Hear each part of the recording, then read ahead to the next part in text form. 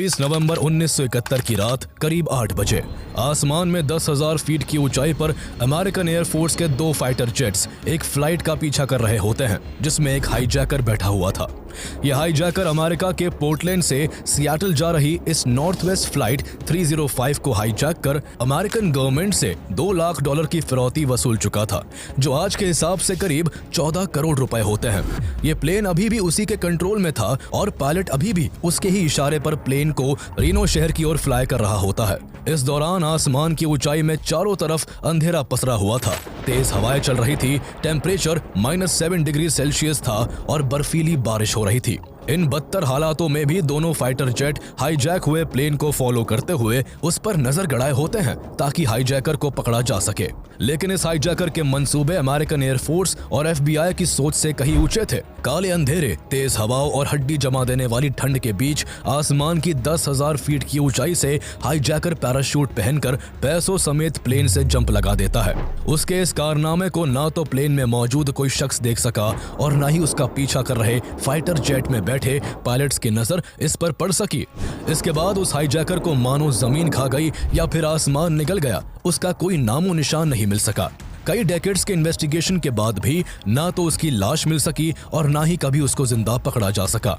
यह कहानी है उस हाईजैकर की जिसे दुनिया DB कूपर के नाम से जानती है, जिसने एक ऐसी हाईजैकिंग को अंजाम दिया जो अमेरिका के कमर्शियल एविएशन के इतिहास का इकलौता अनसॉल्व्ड हाईजैकिंग केस बन गया। 50 साल से ज्यादा का वक्त गुजर जाने के बाद भी अभी तक ये एक रहस्य ही बना हुआ है कि आखिर DB कूपर कौन था, कहां से आया था और रात के अंधेरे में आसमान के बीचों बीच वो कहां गायब हो गया। A hijacker calling himself DB Cooper jumped from an airliner in flight and demanded a $200,000 ransom and a parachute.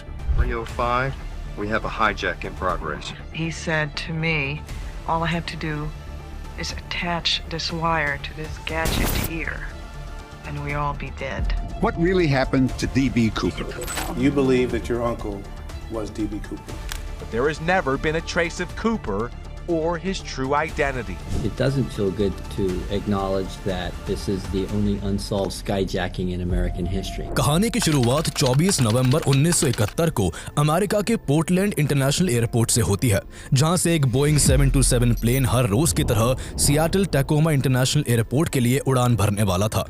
दोपहर करीब 2 बजे black business suit, white shirt, black tie और ब्लैक सनग्लासेस पहने हुए करीब 45 साल का शख्स एक ब्लैक ब्रीफकेस लेकर इस प्लेन से सियाटल जाने के लिए एयरपोर्ट में दाखिल होता है। ये शख्स अपना नाम डैन कूपर बताते हुए नॉर्थ वेस्ट ओरिएंट एयरलाइंस के काउंटर से $20 पे करके सियाटल के लिए एक 1 वे टिकट लेता है और बोर्डिंग गेट की तरफ बढ़ जाता है। 1970s के उस दौर में डोमेस्टिक फ्लाइट्स के लिए ना तो पैसेंजर्स की कोई सिक्योरिटी चेकिंग होती थी और ना ही किसी का आइडेंटिटी वेरिफिकेशन होता था।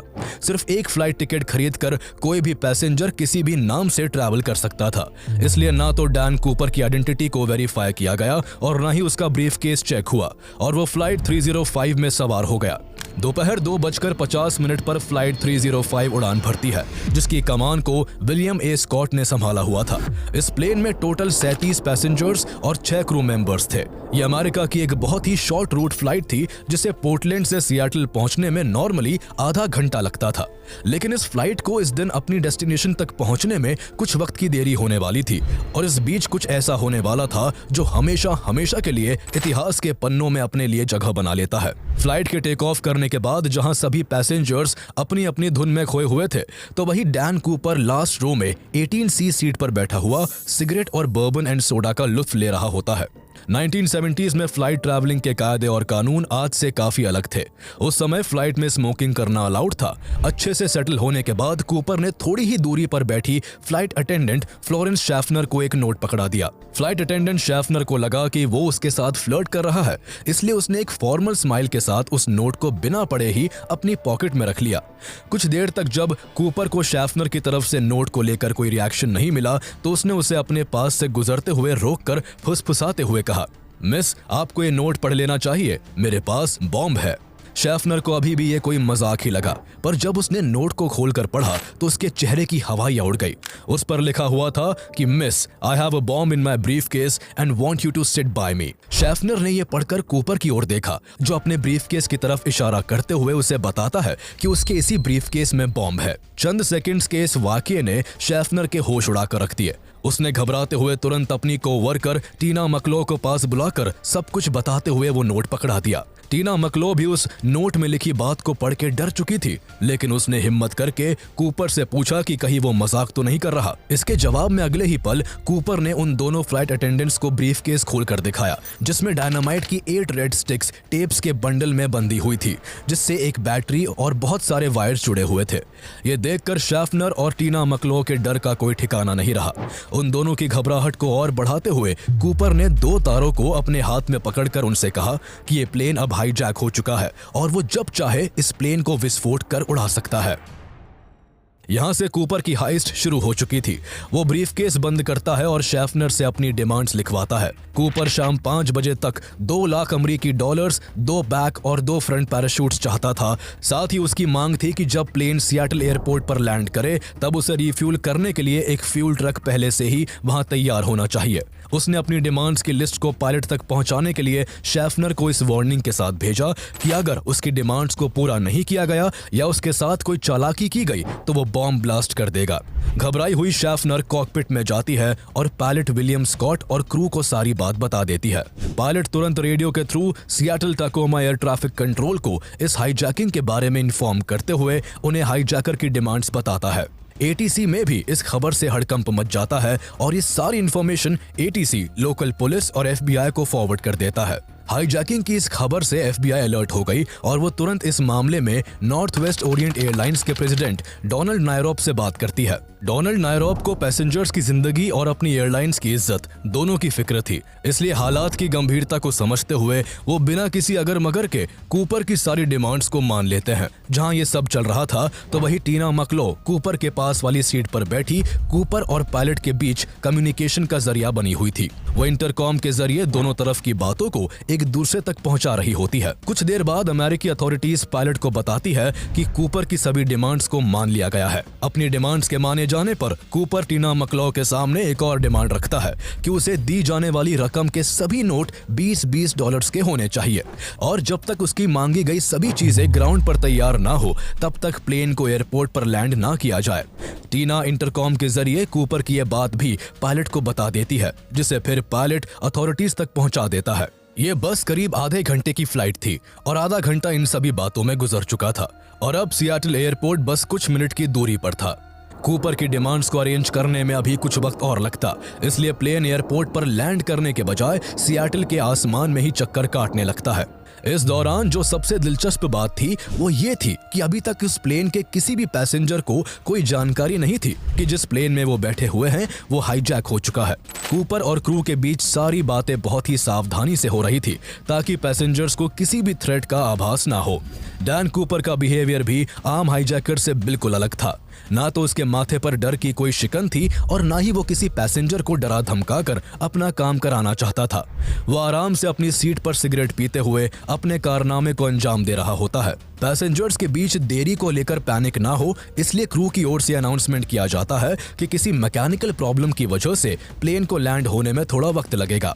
इस अनाउंसमेंट के बाद जहां प्लेन करीब 2 घंटे तक सियाटल के आसमान में गोल गोल चक्कर काटता रहा, तो वही इतनी देर में FBI ने कूपर को देने के लिए सियाटल फर्स्ट नेशनल बैंक से $2 लाख और इसाकुआ के फ्लाइट स्कूल से 4 पैराशूट्स का इंतजाम कर लिया था। उस दौरान रॉबरी, किडनैपिंग और हाईजैकिंग जैसे इंसिडेंट्स के लिए बैंक्स में कुछ फंड अलग से रखा जाता था और उसके सभी नोट्स के सीरियल नंबर्स को लिख लिया जाता था ताकि जब किसी ऐसे क्रिमिनल द्वारा रैंसम के तौर पर मिले उन पैसों को खर्च किया जाए तो उसका पता लगाकर उसे पकड़ा जा सके। कूपर के केस में भी ये काम कर लिया गया था और उसे अब जो $2 लाख दिए जाने थे उसमें मौजूद हर एक नोट का फोटोग्राफ और उनके सीरियल नंबर बैंक और FBI के पास मौजूद थे। शाम 5:24 पर कैप्टन को ATC की ओर से बताया जाता है कि रैंसम मनी और पैराशूट्स एयरपोर्ट पर तैयार है और अब प्लेन को लैंड किया जा सकता है। ये बात कूपर को बताई जाती है जिसके लिए वो कुछ शर्तों के साथ राजी होता है। वो पास बैठी टीना मकलो के थ्रू पायलट को कहता है कि प्लेन को मेन टर्मिनल से दूर किसी कम रोशनी वाले रनवे पर लैंड किया जाए और प्लेन के पास मनी और पैराशूट्स को किसी अकेले इंसान द्वारा लाया जाए। इसके अलावा वो प्लेन के अंदर की लाइट्स को डिम करने और उसकी सभी विंडोज को बंद करने का ऑर्डर भी देता है ताकि प्लेन के अंदर की मूवमेंट और कूपर की पहचान के बारे में FBI को पता ना लग सके। कूपर की बताई सभी बातों को फॉलो करते हुए फ्लाइट 305 शाम 5:46 पर सियाटल टैकोमा एयरपोर्ट पर लैंड कर जाती है। फ्लाइट के लैंड करने के तुरंत बाद एक एयरपोर्ट एम्प्लॉय $2 लाख और 4 पैराशूट्स के साथ उस बोइंग 727 प्लेन के पीछे वाले गेट पर पहुंचता है। उस वक्त बोइंग 727 उन कमर्शियल प्लेन्स में से एक था जिसके गेट पीछे की साइड से भी खुलते थे और जहां से उतरने और चढ़ने के लिए सीढ़ी भी लगी होती थी। इस प्लेन की इसी खास बात की वजह से कूपर ने हाईजैकिंग के लिए इसे चुना था। कूपर के आदेश पर टीना मकलो पीछे वाले गेट से प्लेन के बाहर आती है और वहां से $2 लाख से भरा एक बैग और 4 पैराशूट्स को कलेक्ट करती है और कूपर को सौंप देती है। कूपर की डिमांड्स के पूरा होने पर सभी 36 पैसेंजर्स और 2 क्रू मेंबर्स को छोड़ दिया जाता है। सब कुछ इतनी सफाई से हुआ था कि अभी भी किसी पैसेंजर्स को अंदाजा नहीं था कि वो 3 घंटे तक हॉस्टेज बने हुए थे। अब प्लेन में कुल 5 लोग बचे थे, जिनमें pilot William Scott, copilot Bill Rataczak, flight engineer Harold Anderson और फ्लाइट अटेंडेंट टीना मकलो के अलावा एक खुद डैन कूपर था। अभी तक सब कुछ कूपर के मुताबिक ही हुआ और ये सब उसने बहुत काम और रिलैक्स्ड होकर किया। लेकिन एक चीज थी जिसने उसे फ्रस्ट्रेट करना शुरू कर दिया था। सभी पैसेंजर्स के उतर जाने के काफी देर बाद तक भी प्लेन को रिफ्यूल नहीं किया गया था। ये देरी फ्यूल ट्रक में प्रॉब्लम आ जाने की वजह से हो रही थी, लेकिन कूपर को इस तरह एयरपोर्ट पर एक एक पल भारी गुजर रहा होता है। उसे शक था कि FBI उसके साथ कहीं कोई खेल ना खेल रही हो, इसलिए बहुत शांत स्वभाव और जेंटलमैन की तरह पेश आने वाला कूपर भी अब फ्रस्ट्रेट होकर क्रू को जल्दी से रिफ्यूलिंग के लिए धमकाने लगता है। अथॉरिटीज को अब तक कूपर की हर एक मूव से ये तो अंदाजा हो चुका था कि वो एक बहुत शातिर इंसान है जिसे चकमा देना बिल्कुल भी आसान नहीं, क्योंकि कूपर ने जिस तरह एक की जगह 4 पैराशूट्स मंगाए थे वो एक बहुत ही समझदारी भरी चाल थी। उसके 4 पैराशूट्स मांगने से FBI को ये लगा कि वो अपने साथ किसी क्रू मेंबर या पैसेंजर को लेकर भी कूद सकता है, इसलिए FBI सिविलियंस की जान को रिस्क में डालकर उसे खराब पैराशूट देने की चालाकी नहीं कर सकती थी। कूपर के शातिर दिमाग से ना उलझते हुए फौरन 3 फ्यूल ट्रक्स प्लेन को रिफ्यूल करने के लिए लगा दिए गए। रिफ्यूल होने के बाद कूपर ने प्लेन के दोबारा टेक ऑफ करने से पहले अपनी कुछ और शर्तें रखी। उसकी पहली डिमांड थी कि प्लेन को अब मैक्सिको ले जाया जाए, लेकिन उसे बताया जाता है कि प्लेन को डायरेक्ट इतनी दूर नहीं ले जाया जा सकता, क्योंकि वहां तक जाने के लिए प्लेन को बीच में एक बार फिर रिफ्यूल करने की जरूरत पड़ेगी। थोड़ा सोच विचार करने के बाद कूपर मैक्सिको से पहले नेवाडा के रीनो टाहो इंटरनेशनल एयरपोर्ट पर रिफ्यूल की परमिशन दे देता है। कूपर की दूसरी डिमांड ये थी कि प्लेन के पीछे की सीढ़ियों को हर वक्त खुला रखा जाए, लेकिन खुली सीढ़ियों के साथ टेक ऑफ करना रिस्की था, इसलिए उससे कहा जाता है कि टेक ऑफ करने के बाद प्लेन जब हवा में होगा तब उसके कहने पर पीछे की सीढ़ियों को खोल दिया जाएगा। कूपर इसके लिए भी मान जाता है और अपनी अगली डिमांड्स रखते हुए प्लेन को 10,000 फीट के ऑल्टीट्यूड से भी नीचे रखने और 150 नॉट से भी कम स्पीड से उड़ाने का ऑर्डर देता है। साथ ही वो प्लेन के फ्लैप्स को 15 डिग्री तक झुकाए रखने और लैंडिंग गियर्स को खुला रखने की मांग भी करता है। उसकी इन सभी डिमांड्स को मान लिया गया और फ्लाइट 305 शाम 7:40 पर एक बार फिर हवा में उड़ान भरती है। कूपर की इतनी कैलकुलेशंस को देखकर FBI भी हैरान थी। यह हाईजैकर न सिर्फ सभ्य था जिसने पूरे सफर के दौरान किसी को मारना पीटना तो दूर, किसी से बदतमीजी तक नहीं की थी, बल्कि वो एक समझदार और शातिर क्रिमिनल भी था जो अपनी पूरी तैयारी के साथ अपने मिशन के लिए आया था। लेकिन FBI हाथ पर हाथ रखे नहीं बैठ सकती थी, इसलिए जब फ्लाइट 305 कूपर के इंस्ट्रक्शंस के साथ विक्टर 23 नाम के एक लो ऑल्टीट्यूड रूट पर फ्लाई करते हुए रीनो की तरफ बढ़ने लगी, तभी उसको इंटरसेप्ट करने के लिए मैकॉर्ड एयर फोर्स बेस से 2 F-106 फाइटर जेट्स को उसके पीछे लगा दिया गया। लेकिन ये फाइटर जेट्स बहुत ही हाई स्पीड पर उड़ान भरने के लिए बने थे। ऐसे में जब खुद बोइंग 727 150 नॉट्स की स्पीड से चल रहा था तो उसके पीछे बने रहने के लिए दोनों फाइटर जेट्स को इससे भी कम स्पीड से चलने की जरूरत थी। इस मुश्किल का हल निकालते हुए दोनों जेट्स एस टर्न्स की सीरीज बनाते हुए फ्लाइट का पीछा करने लगे। इसके अलावा एक T-33 ट्रेनर जेट भी इस काम के लिए भेज दिया गया, जो कम रफ्तार के साथ फ्लाइट के पीछे बना रह सकता था।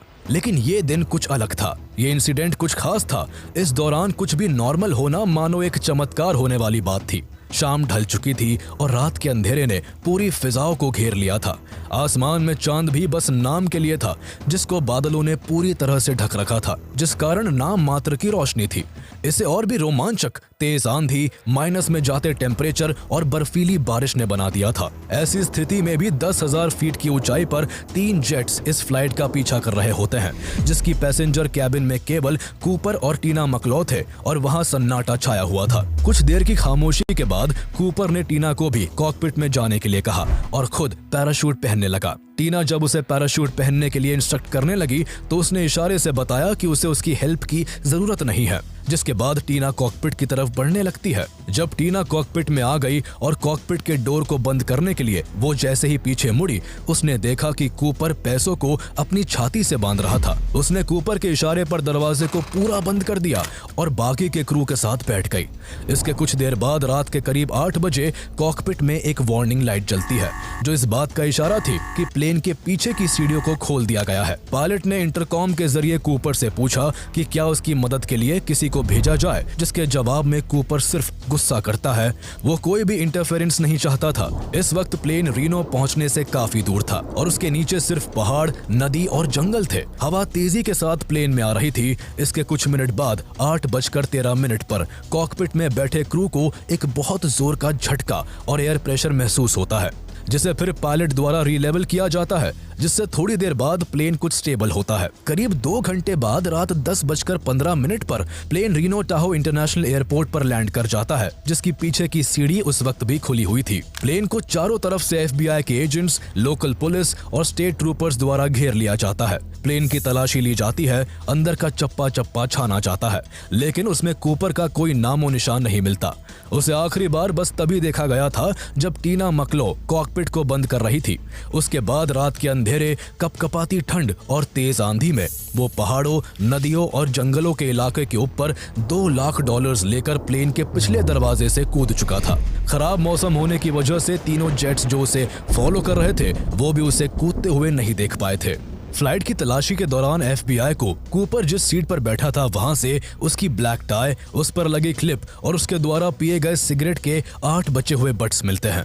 साथ ही वहां 2 पैराशूट्स भी बरामद होते हैं, जिन्हें कूपर द्वारा छोड़ दिया गया था। लेकिन इसके अलावा FBI को प्लेन में ना तो बॉम्ब मिलता है, ना पैसे मिलते हैं और ना ही कूपर का कोई नामो निशान मिलता है।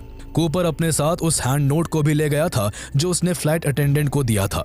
सबको पता था कि कूपर कूदा है, पर कहां, इसका किसी के पास कोई सही जवाब नहीं था, क्योंकि किसी ने भी उसे कूदते हुए नहीं देखा था। लेकिन इस मामले में फ्लाइट का क्रू एक इंपॉर्टेंट इंफॉर्मेशन देता है कि विक्टर 23 के रूट से गुजरते समय रात 8:13 पर प्लेन में एक जोर का झटका महसूस किया गया था। कूपर ने तभी छलांग लगाई होगी, ये सोचकर यहाँ की टाइमिंग और लोकेशन को पायलट ने नोट डाउन कर लिया था। इस रूट और टाइमिंग के हिसाब से कूपर वॉशिंगटन स्टेट के साउथ वेस्ट एरिया में पोर्टलैंड से लगभग 50 किलोमीटर दूर कोलंबिया और लुइस रिवर के पास जंगल और पहाड़ियों से घिरे इलाकों में कूदा था। कुल मिला के कूपर घूम फिर के वापस पोर्टलैंड के आसपास आ गया था, जहां से उसने प्लेन को हाईजैक किया था। उसकी तलाशी में फौरन वहां एक सर्च टीम भेजी गई और साथ ही क्रू की मदद से डैन कूपर का रफ स्केच बनवाया गया। इसके बाद अमेरिका के इतिहास में किसी भी क्रिमिनल को ढूंढने के लिए FBI द्वारा आज तक का सबसे बड़ा मिशन शुरू होता है, जिसे नॉरजैक नाम दिया गया। तब ना तो FBI और ना ही दुनिया को पता था कि एक ऐसा केस है जो इतिहास के पन्नों पर अपनी एक ऐसी कहानी छोड़ देगा जिसका जिक्र दशकों बाद भी होता रहेगा। कूपर के गायब होने के अगली सुबह जब FBI द्वारा एक बड़ी टीम कूपर को ढूंढने के लिए भेजी गई तो जंगल, नदी और पहाड़ों के उस बहुत बड़े इलाके में कई दिनों की तलाशी के दौरान कूपर का कोई अता पता नहीं चल सका। उसकी बेस्ट पॉसिबल लैंडिंग लोकेशन को जानने के लिए FBI ने सारा सीन रिक्रिएट करके भी देखा। इसके लिए हाईजैक हुए सेम एयरक्राफ्ट को सेम रूट पर सेम कॉन्फ़िगरेशन के साथ फ्लाई किया गया और पायलट द्वारा बताई गई लोकेशन से 200 पाउंड का स्लेड प्लेन की पीछे की सीढ़ियों से फेंका गया। इस तरह जो पॉसिबल लैंडिंग जोन सामने आया वो एरियल से कुछ मील साउथ ईस्ट में, सियाटल से 150 माइल्स साउथ में और पोर्टलैंड से 40 माइल्स नॉर्थ में लेक मेरविन के पास था। वहां भी FBI द्वारा सर्च ऑपरेशन शुरू किया गया। हजारों मिलिट्री ट्रूप्स और पुलिस ऑफिसर्स ने जंगलों और नदियों की तलाशी ली। वहां मौजूद एक एक फार्म हाउस और मकान की छानबीन की गई। एक तरफ हजारों का सैन्य बल कूपर को चप्पे चप्पे में पैदल तलाश कर रहा था, तो दूसरी ओर हेलीकॉप्टर से भी पूरे इलाके को छाना जाने लगा। इसके अलावा कूपर को ढूंढने के लिए लेक मेरविन में सबमरीन को भी उतारा गया। साथ ही स्पाई प्लेन SR-71 भी इस काम में लग गया। लेकिन बहुत लंबे समय की छानबीन के बाद भी हर तरकीब नाकाम ही साबित हुई। ना तो कूपर की लाश मिली और ना उसे जिंदा पकड़ा जा सका। ना ही उसके द्वारा इस्तेमाल किए गए पैराशूट मिले और ना ही $2 लाख का कुछ पता चल सका। जहां FBI का इस केस को लेकर फ्रस्ट्रेशन बढ़ता जा रहा था, तो वहीं दूसरी तरफ मीडिया और पब्लिक का इसको लेकर फैसिनेशन आसमान छूने लगा था। हर कोई जानना चाहता था कि आखिर वो रहस्यमय इंसान कौन था, वो कहां का रहने वाला था और आखिर आसमान में अंधेरे के बीच वो कहां लापता हो गया। इस केस को लेकर लोगों के बीच किस कदर क्रेज था, इसका अंदाजा इस बात से लगाया जा सकता है कि जब ये हाईजैकिंग हुई तब जल्दी जल्दी में एक रिपोर्टर ने न्यूज़पेपर में उसका नाम गलती से डैन कूपर की जगह DB कूपर लिख दिया। इसके बाद आगे और भी कई पब्लिकेशन हाउसेज ने भी इसी नाम का इस्तेमाल किया। तब से नाम दुनिया में किसी जंगल में आग की तरह फैल गया और इस तरह उस मिस्टीरियस हाईजैकर का नाम ही बदल गया। हालांकि डैन कूपर जो उसने टिकट में नाम लिखवाया था वो भी एक फेक नेम ही था, जिसकी इंक्वायरी करने पर FBI को किसी भी इंसान का कोई रिकॉर्ड नहीं मिला। बाद में पता चला कि डैन कूपर 1950s की एक बेल्जियम पॉपुलर कॉमिक बुक के कैरेक्टर का नाम था, जो कि एक कैनेडियन जेट पायलट था। इस जानकारी के बाहर आने पर FBI को लगने लगा था कि हाईजैकर इसी कॉमिक बुक से इंस्पायर था और इसलिए उसने अपना नाम डैन कूपर रखा। शुरुआत में FBI ये मानती रही कि कूपर प्लेन से सक्सेसफुली जंप नहीं कर पाया और कहीं गिरकर मर गया। एक FBI इन्वेस्टिगेटर रैल्फ हिमल्सबैक, जिन्होंने इस पूरे मिशन को नॉरजैक कोड नेम दिया था, उन्होंने माना कि कूपर सही से पैराशूट भी नहीं खोल पाया होगा और उसकी किसी पहाड़ या पेड़ से टकराने से जान चली गई होगी। उनके जैसे और भी बहुत से FBI एजेंट्स और एक्सपर्ट्स ने यह थ्योरी दी कि जिस वक्त कूपर ने छलांग लगाई उस वक्त मौसम बेहद खराब था। रात का अंधेरा था और टेम्परेचर -7 डिग्री से भी नीचे था। तेज हवाएं चल रही थी और बर्फीली बारिश हो रही थी। ऐसे खराब मौसम में कूपर ने जंप के लिए इजी टू यूज पैराशूट्स को छोड़कर ऐसे मिलिट्री पैराशूट्स को चुना था जिसे ऑपरेट करना बहुत मुश्किल था। इसके अलावा उसका गेटअप स्काई डाइविंग के लिए बिल्कुल भी सूटेबल नहीं था। ना तो उसके पास हेलमेट था, ना ग्लव्स, ना स्काई डाइविंग वाले ग्लासेस और शूज थे। ऐसे में वो $2 लाख से भरे बैग और एक ब्रीफकेस को लाद कर पहाड़ों, जंगलों और नदियों के इलाके में कूदा था, जिससे उसके बचने का कोई चांस नहीं था। लेकिन FBI का यह गुमान भी कुछ ही समय में दूर हो गया जब एक कॉपीकैट हाईजैकिंग हुई, जिनमें हर हाईजैकर ने कूपर की तरह प्लेन को हाईजैक किया, लाखों डॉलर्स की रैंसम ली और बिना किसी स्काई डाइविंग किट के नॉर्मल कपड़ों में ही प्लेन से कूदकर सेफ। FBI ने उसे पकड़ने के लिए हर एक तरीके से इन्वेस्टिगेशन की। एक और जहां पॉसिबल लैंडिंग जोन में उसे military, police, helicopters, spy jet और सबमरीन द्वारा खोजा जा रहा था, तो वहीं दूसरी ओर FBI ने कूपर को दिए गए $2 लाख के हर एक नोट के सीरियल नंबर को अखबारों में छपवा दिया। Serial numbers banks, shops, casino समेत हर उस जगह बांट दिए गए जहां भी उन्हें खर्च किया जा सकता था। लोगों से अपील की गई कि उनमें से एक भी सीरियल नंबर का नोट जिसको भी मिले वो FBI को इन्फॉर्म करे। ऐसा करने वालों के लिए इनाम भी रख दिया गया। साथ ही कूपर का फाइनल स्केच, जिसे तैयार करने में करीब 2 साल लग गए, वो भी अखबारों और पोस्टर्स के जरिए दुनिया तक पहुंचा दिया गया। इसके अलावा FBI ने हाईजैकिंग होने के बाद 5 सालों में करीब 800 सस्पेक्ट्स को इन्वेस्टिगेट किया, लेकिन उनमें से करीब 24 सस्पेक्ट्स ही ऐसे मार्क किए गए जिनका DB कूपर होने का कोई चांस था। लेकिन उन सभी की भी गहराई से जांच करने के बाद FBI को निराशा ही हाथ लगी। इस पूरी कहानी में ट्विस्ट तब आता है जब फरवरी 1980 में 8 साल के बच्चे ब्रायन इंग्रम को कोलंबिया नदी के पास टीना बार के बीच की रेत से $20 नोट्स के 3 बंडल्स मिलते हैं, जो बहुत खस्ता हालत में थे और उनका टोटल अमाउंट करीब $5,800 था। इन पर जो सीरियल नंबर्स थे वो DB कूपर को दिए गए पैसों से एग्जैक्ट मैच कर गए। FBI को हाईजैकिंग के करीब 9 साल बाद पहली बार कोई पुख्ता क्लू मिला था, इसलिए उम्मीद लगाई जा रही थी कि इस केस को अब सॉल्व कर लिया जाएगा। लेकिन असल में केस यहाँ से जिस जगह से ये पैसे मिले थे वो जगह वहां से 32 किलोमीटर दूर थी, जहां कूपर का लैंडिंग जोन समझकर उसे सर्च किया जा रहा था। ऐसे में सवाल था कि आखिर ये पैसे वहां से यहाँ कैसे आए। इन पैसों की यहाँ होने की 2 वजह हो सकती थी। पहली ये कि कूपर इस जगह के आसपास ही कूदा था और इसीलिए कूदते समय कुछ पैसे गिर गए और यहाँ रह गए। दूसरी पॉसिबिलिटी ये थी कि कूपर वही कूदा था जहां उसे ढूंढा गया, लेकिन कूदते समय उसके बैग से कुछ पैसे गिर गए और लुइस नदी से बहते हुए कोलंबिया नदी में आ पहुंचे और फिर वहां से बह गए। लेकिन प्रॉब्लम यहाँ ये थी कि लुइस नदी जिस जगह कोलंबिया नदी से मिलती है, वहां से कोलंबिया नदी टीना बार के उल्टी दिशा में बहती है। ऐसे में उन पैसों का नदी के ऑपोजिट डायरेक्शन में बहकर वहां एक ही जगह पर एक साथ पहुंचना मुमकिन नहीं था। पैसों के वहां पहुंचने की वजह कुछ भी रही हो, लेकिन उनके मिलने के तुरंत बाद FBI द्वारा वहां खोजबीन शुरू कर दी जाती है। कई जगहों को खोदा जाता है, चारों तरफ तलाशी ली जाती है, लेकिन FBI का और ना ही कूपर से जुड़ा कोई और सुराग मिल सका। इस तरह साल दर साल बदलते गए, ना तो कूपर मिला और ना ही FBI की जांच रुकी। हर पॉसिबल एरिया को खंगाला जाता रहा। डीबी कूपर्स को इन्वेस्टिगेट किया गया।